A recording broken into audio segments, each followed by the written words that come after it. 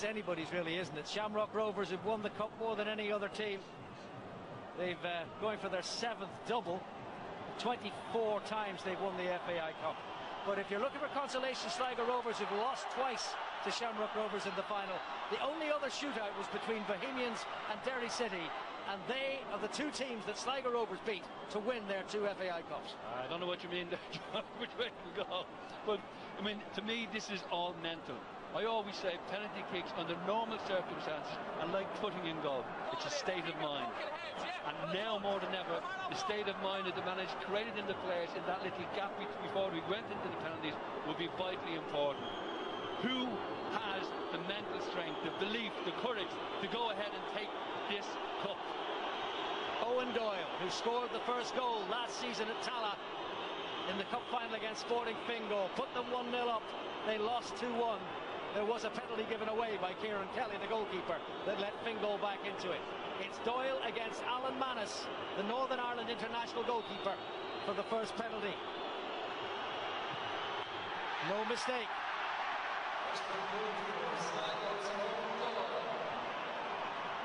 Psychologically an important moment. Gary Twigg has the long walk up, George.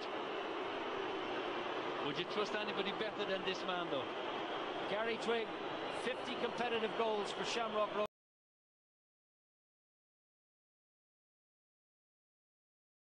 He's only scored 2 goals in the cup.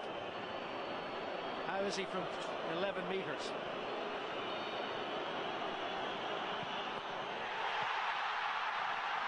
Well, Kieran Kelly has prevented it. And Gary Twigg. Poor penalty, George. Tired man.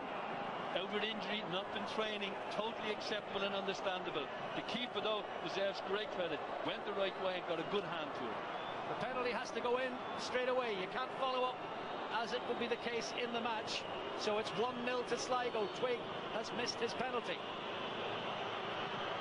And Alan Manus is saved.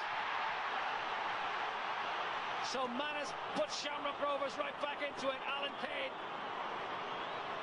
can't believe it. A good height for the keeper to save. If you look at this, keeper gets there very, very easily. That could have been a knife in the heart of Shamrock Rovers at Sligo score there. Kane has scored his 2 cup goals from the penalty spot, but he couldn't do it here. So it's still 1-0. And Pat Flynn saved.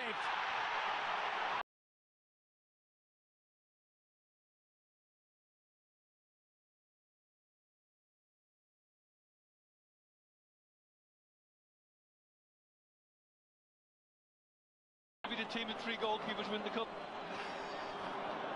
Great save again. Got down quickly, made his mind up. Got good hands there. Conor O'Grady now, only on the pitch for 8 minutes, the final 8 minutes of extra time against Alan Manus, who's conceded the only one to succeed so far.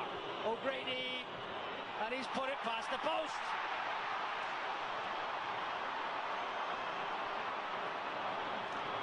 Right. So it's still 1-0 and we've had 5 penalties. We haven't seen anything like this, George, in an FAI Cup final before. Poor Conor, bad decision, bad technique. Now it's Chris Turner. Is it to be 3 failures out of 3? 3 saves for Kieran Kelly. Chris Turner against Kelly, who must be feeling 9 miles high, and he saved it too. Brilliant goalkeeping. And how did he do that? He was on his way left. He's so full of confidence, so pumped up. He could keep himself standing tall to the last possible minute, and that was straight down the middle, and he saved it. That was, you're right, one word, brilliant. All the other penalties dived either right or left, been very successful. That time, for some reason, he decided to stand tall, as if he read the intentions of Turner to knock it through the middle of the goal. Absolutely brilliant goalkeeping. Now, this is the 4th. Each side has 2 more penalties in the regulation. Gary McCabe, who was top scorer as Bray Wanderers finished bottom of the league last year against Alan Manus. Oh, that's a great penalty. That is a great penalty. Gary McCabe makes it 2-0 to Sligo Rovers. Shamrock Rovers only have 2 left. If they miss this one, it's all over. Great penalty, calmness personified, up in the air, away from the goalkeeper, a good dive. It has to be said by Manis, almost there, but no chance of that goal. Another extra time substitute, Paddy Kavanagh against the goalkeeper who saved all three. Kavanagh has to score this, and the cup's on its way to Sligo, and it is! It is! Kieran Kelly has won the cup for Sligo Rovers. Brilliant, brilliant, brilliant. Paddy Kavanagh is denied. Not brilliant, brilliant, brilliant. It's brilliant, brilliant, brilliant, brilliant. 4 saves out of 4.